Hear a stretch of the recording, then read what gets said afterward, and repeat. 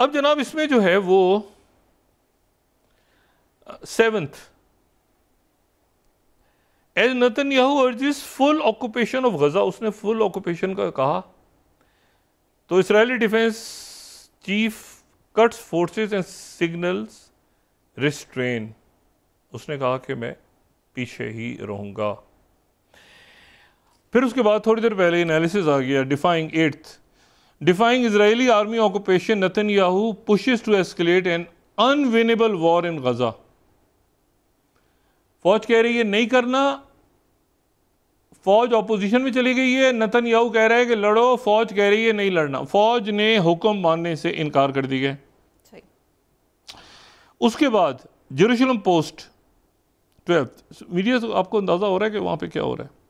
Israeli defence forces का chief कह रहा है no extended services commitment for current special forces units. बिल्कुल हम आगे किसी किस्म का कोई इरादा ही नहीं है कि इस जंग को आगे लेके हम जाएं, ठीक है। अच्छा, फिर उसके बाद जो है वो 5th, push for full takeover of Gaza brings Netanyahu and IDF Israeli Defense Forces Chief Zamir Rif to boiling point। फौज और नेतन्याहू आमने सामने खड़े हो गए हैं। फौज ने बात मानने से इनकार कर दिया और बल्कि बात मानने से इनकार कर दिया। इसके ऊपर अभी कुछ देर पहले अल अरेबिया जो है, जो सऊदी अरेबिया का मीडिया है, उसने इसके ऊपर पूरी एक डिटेल्ड बताया उन्होंने, ये 13th कि Gaza war deepens Israel's internal divisions. 13th ये अंदर तकसीम जो है वो इतनी गहरी हो गई है। और फिर गार्डियन ये ब्रेक कर रहा है कि जो कैबिनेट होनी थी, कैबिनेट मीटिंग पोस्टपोन हो गई है क्योंकि वो वहाँ पर जो नेतन्याहू ने आगे कहा कि मैंने आगे बढ़ना है, वो जो है वो सारी सब गड़बड़ हो गई है और फौज बात मानने को तैयार नहीं हो रही है। और फौज और वो बाकी सारे जो 600 लोग और वो सारे बढ़ते जा रहे हैं। न्यूयॉर्क में प्रेसिडेंट ट्रंप के होटल के बाहर मुजाहरा हुआ है और यहूदियों ने किया मुजाहरा, यहूदियों ने किया है और जी यहूदियों ने मुजाहरा किए और यहूदियों ने मुजाहरा किए और वो वहाँ पर ये जो है ये बहुत सारे लोग उसमें गिरफ्तार हुए हैं या वो हाँ गिरफ्तारी हो गए हैं बहुत सारे लोग, लेकिन वो सारे यहूदी थे, ठीक है, उसमें और कोई नेशनलिटी नहीं थी। इनका कहना ये है कि ये लेफ्टिस्ट हैं। अच्छा, ये लेफ्टिस्ट कहते हैं कि जैसे बहुत बुरे लोग हैं तो उनको लेफ्टिस्ट राइटिस्ट इस तरह करके अभी तक ये टर्म्स यूज़ होती हैं, राइट विंग, और ये इसराइल में यूज़ होती है बहुत ज़्यादा, एक्सट्रीम राइट और ये वो सब। तो वहाँ पर हो गई ये बगावत। अच्छा, अब इस पूरी सूरत हाल में क्या ये कुछ लोगों से बात हुई, उन्होंने ये कहा कि ये जो कुछ हो रहा है इसराइल में ये मुमकिन नहीं है। अब वो नेतन्याहू इस्तीफ़ा देगा, अटॉर्नी जनरल बहाल हो गई है, सारे साबिका वज़राए आज़म और शिनबित के सरबराह और मोसाद के सरबराह जो डीप स्टेट से साथ डील करते रहे हैं अमेरिका की और पूरी दुनिया की, वो अचानक जो है वो गजा की जंग ख़त्म करवाने के लिए आ गए हैं। माजी में वो खाल उतारते रहे हैं फ़लस्तीनियों की, अभी वो सारे साथ आ गए। तो क्या किसी ने आंख मारी है उनको कि इसको फेंको उठा के और जल्दी फेंको? क्योंकि उसकी वजह यह है कि जो मैंने आपसे कहा ना कि ये जो जेरूशलम पोस्ट ने भी ये उनके कमेंट आया अभी 34th, a former Israeli security chief says कि Gaza war needs to end, maybe we should listen. ठीक है, तो इसका मतलब ये है कि ये किसी ने आंख मारी तो फेंक दो उठा के वरना मुक जाएगा जल्दी से। अच्छा, ये 28 देखें, ये लड़ाई इतनी ज़्यादा हो गई है, सिर्फ वक्फे जाने से पहले मैं आपको लड़ाई इतनी ज़्यादा हो गई है 28 इजराइल नेशनल न्यूज़ ने अभी ये दे दी है खबर, prime minister and chief of staff clash over conquest of Gaza. वो गजा के ऊपर क्लैश हो गया आपस में, ठीक है जी। और एक जंग जो है, अब आप देखें, यूक्रेन की जंग एक मुल्क ख़त्म कर सकता है टेलीग्राफ के मुताबिक। अब आप ब्रेक के बाद मैं एक इसको जुमले को कंप्लीट करूं। 30th स्लाइड अगर हम देख लें, टेलीग्राफ के मुताबिक एक मुल्क ऐसा है, टेलीग्राफ कह रहा है, जो कि यूक्रेन की जंग को ख़त्म कर सकता है और वो है भारत। 30th telegraph. और उसका वाहिद तरीका ये है कि वो एक साइड चुन ले, और साइड उसकी क्या है कि वो हमारे साथ आ जाए रशिया से, उसके अलावा कोई रास्ता नहीं है। यानी ये अब प्रेसिडेंट ट्रंप को बता दिया कि इसकी जंग के जारी रहने में जो असल फड्डा कड़ा कर रहा है उधर नेतन्याहू कर रहा है, इधर मोदी जी कर रहे हैं। ब्रेक के बाद डॉक्टर साहब अब वक्फा ने मैं आपको और बताता हूँ, इस केस को मैं और बिल्ड करता हूँ कि मैं क्यों ये बात कह रहा हूँ कि वो पूरे यूक्रेन के की जंग क्यों हो रही है, उसका मलबा मोदी जी पे आने लगा है। जी ब्रेक के बाद डिस्कस करते हैं। जी नाज़रीन वापस आते हैं एक छोटे से ब्रेक के बाद। असला फराम।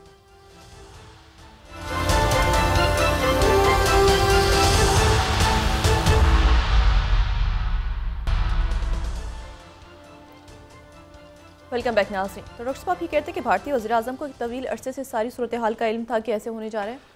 देखिए, इसको अकल नहीं तस्लीम करती। आपका स्ट्रेटेजिक पार्टनर है ना भाई, या तो ऐसे हो कि मतलब कोई बिल्कुल कोई ताल्लुक ही ना हो अमेरिका का और इंडिया का। मतलब आप अभी पिछले चंद सालों में अफ़गानिस्तान, इसराइल, कश्मीर, पूरा क्वाड में बहुत इंटरेक्शन, आपके लोग वहाँ पे, टेक्नोलॉजी, क्या वजह है जो मैंने कोई वजह है जो मैं कह रहा हूँ कि इनके दरमियान गड़बड़ है? एक अरसे से कह रहा हूँ मैं, कभी इस बात को मैंने नहीं माना कि ये कोई क्वाड या इनकी दरमियान दोस्ती, क्या वजह है?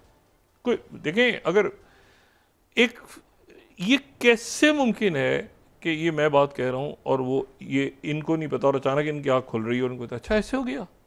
नहीं, 3-4 लोगों को तो लाजमन पता है, और उसमें एक अजीत दोवल है, दूसरे जो हैं वो नरेंद्र मोदी हैं, और तीसरे जो हैं वो जयशंकर हैं, और ये लोगों को बता नहीं रहे। अच्छा, अब ऑप्शन क्या है? ऑप्शन सिर्फ एक है, 36th Bloomberg, Modi need the white house of his back. White house की ही मुकम्मल हमारे चाहिए होगी जो भी करें, और साथ ही ये है कि खामोशी से, पब्लिक में तो जो भी कह रहे हैं ना, खामोशी से ब्लूमबर्ग ये स्टोरी ब्रेक कर रहा है 37 के, shift to damage control after Trump ramps up threats के। हम ऐसी क्या चीज़ें जो उनको कहें कि जी इसको आप ऐसे करें ऐसे करें। ये तो उससे पहले था जब ये कहानी आई है सामने कि इन्होंने एक तो ये कि रशिया से ऑयल लिया और ऑयल को, और दूसरा ये कि रशिया को, अच्छा ये भी नहीं कि कोई जो है ना वो किसी टैंक का कोई जो है वो पुर्जा दे दिया, एडवांस सेमी कंडक्टर्स दिए हैं भाई। एडवांस सेमी कंडक्टर जो हैं वो उनको दिए हैं, और वो इस्तेमाल हुए हैं अगेंस्ट नेटो। अच्छा, अभी आप देखें कि अगर यूक्रेन के मामले में सबसे ज़्यादा कोई मुल्क सेंसिटिव है पूरे यूरोप में तो वो बरतानिया है। बरतानिया से अभी मोदी जी, ये बरतानिया में अभी आप देखिएगा कल तक के इसके ऊपर सवाल उठने शुरू हो जाएंगे कि ये कैसे हुआ है, ये कैसे हुआ है। वहाँ पे अखबार वहाँ के पहले ही आपको पता है, मीडिया उनका जो है वो सारी स्टोरीज को रेज रहा है कि ये तो क्या, मतलब मैंने सुना कि टेलीग्राफ ने तो ये कह दिया ना कि सिर्फ इंडिया जो है वो इसराइल से अगर रशिया से वो ऑयल लेना बंद कर दे तो ये जंग जो है वो रशिया से वो ऑयल लेना बंद कर दे तो रशिया जो है ये जंग बंद हो जाएगी। यानी सारा का सारा मलबा जो है इस वक्त जो बाहर है वो मोदी जी के नाजुक कंधों पे है कि वो ऐलान करें कि मैं रशिया के अगेंस्ट जा रहा हूँ, और फिर अगर वो अगेंस्ट जा रहे हैं रशिया के तो क्या मसला हल हो जाएगा? नहीं हल होगा। कोई ऐसा मामला अमेरिका और ईरान जो, अच्छा इन्होंने फिर H1B, आज तो रिपब्लिकन्स वहाँ खड़े होने शुरू हो गए। उनकी कांग्रेसमैन है ये मार्जोराई टेलर ग्रीन, वो कह रही हैं कि जी इंडिया के लिए H1B वीज़ा बंद करें आप, और स्टूडेंट्स यहाँ पे जो हैं उनको भी, जो पढ़ रहे हैं ऑलरेडी, जो फीस दे चुके हैं उनको भी भेजें, उनका वीज़ा कैंसिल कर। उनकी क्या गलती है भाई?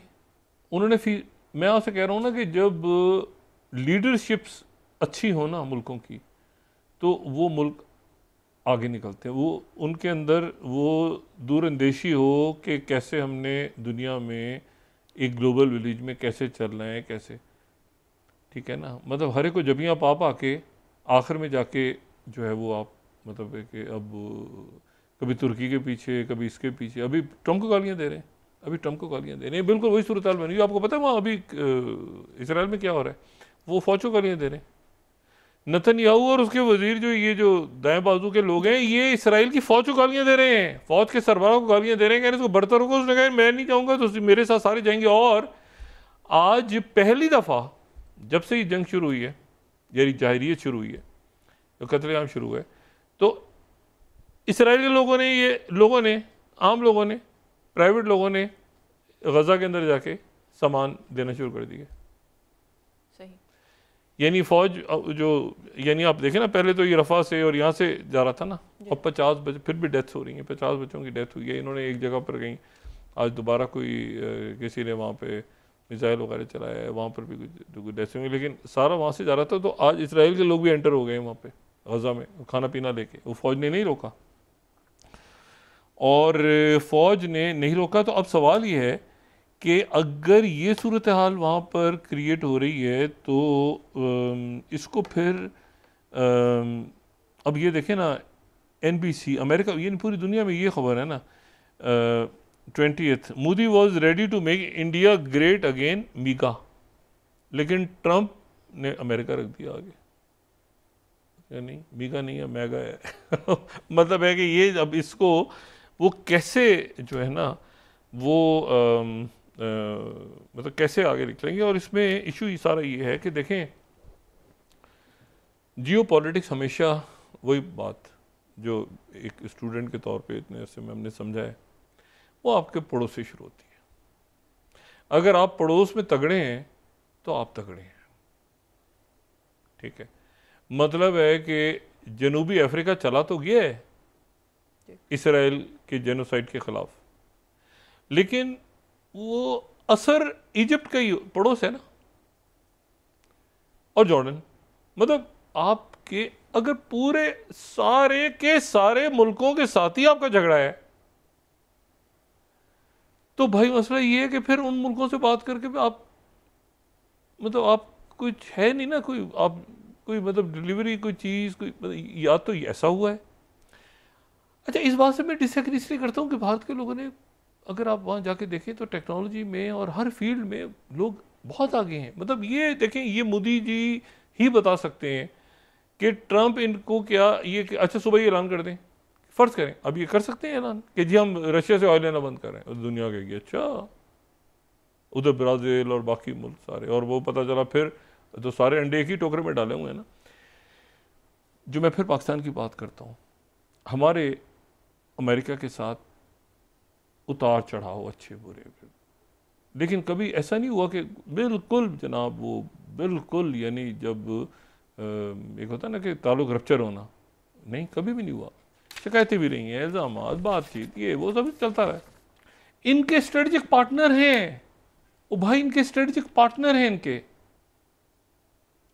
और चाइना के अगेंस्ट। भाई जब हम अमेरिका के स्ट्रेटजिक पार्टनर थे जिस ज़माने में कोल्ड वॉर में, तो हमने डिलीवर तो करके दिया था ना